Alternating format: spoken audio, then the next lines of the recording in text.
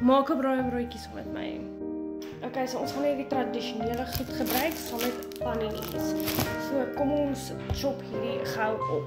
So die kaas is gerasper en die eie en die tomaties is gesny. So kom ons botter gou die paninis. Die paninis is gebotter. So kom ons add die ingredients.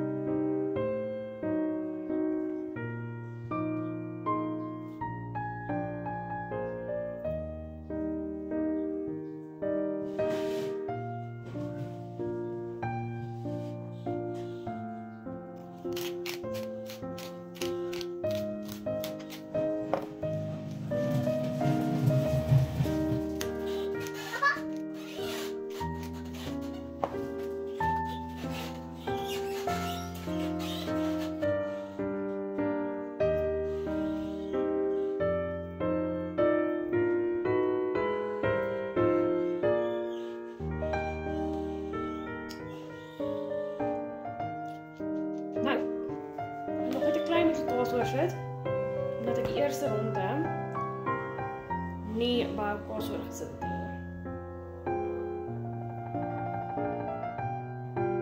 Nie te veel nie.